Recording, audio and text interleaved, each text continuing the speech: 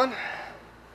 I've been giving this particular area a lot of thought, and the first thing I have to do is to get this corner here raised up, or so that it'll bring the hood up with it. The hood attaches in this corner here.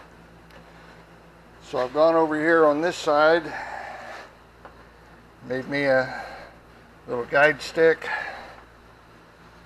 I'm going to use it over here.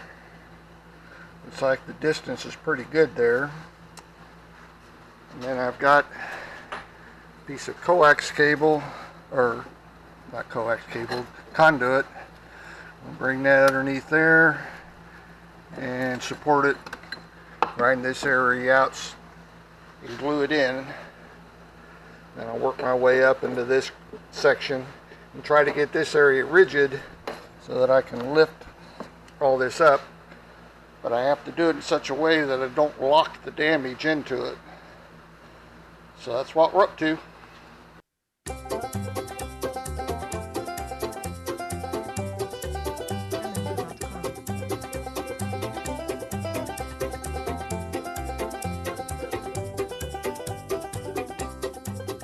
And I'm spending time here trying to fit the pieces and get the parts that have ripped apart to line up.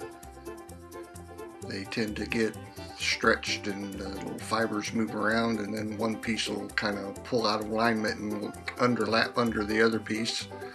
So spending some time here trying to get it all to work out.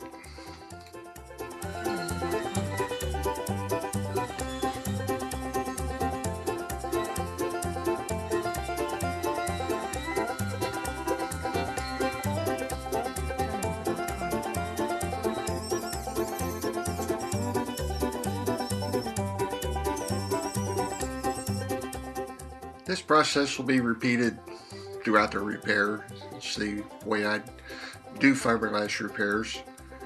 I take and grind the fiberglass down to just as thin as I can make it and still have it resemble what it was and where it goes.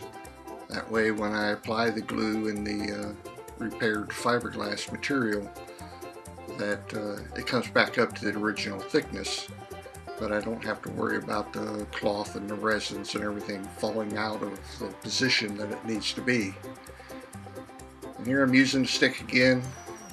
While I've got it all ground down, I can push the pieces back together and make up some of the distance that they've slipped. So we'll go back to grinding and see where we end up.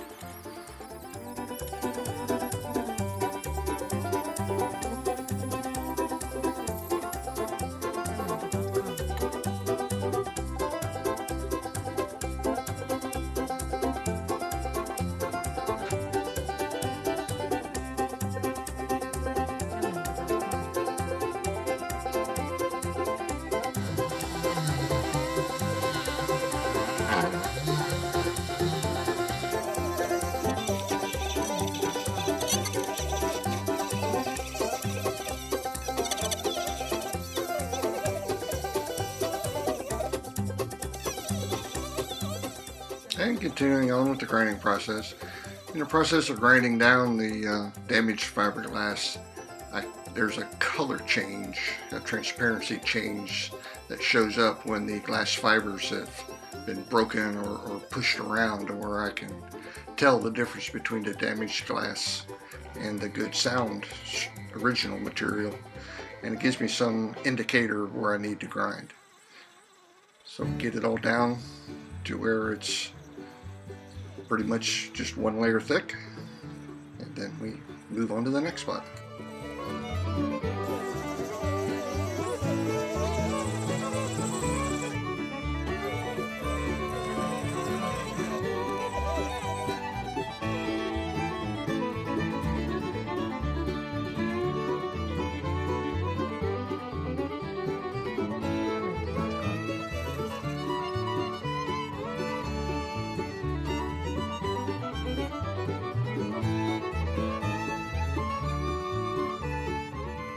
And got the resin all mixed up. Put in a little bit of top powder to give it a little more body. And the first thing I do is obviously dab it on and make a concentrated effort to push the resin into that original fiberglass to bind all the little pieces together. Get a nice base, and we'll start adding the glass. I use both matte and cloth. I tend to alternate the layers. This seems to give it the strength that you need. And this is just enough to glue everything together. I'll be re-grinding it and fitting it. Hopefully I won't have to cut it apart, but that's just one thing with fiberglass. If it's not quite where you want it, you cut it and move it and glue it back together. So we'll continue on.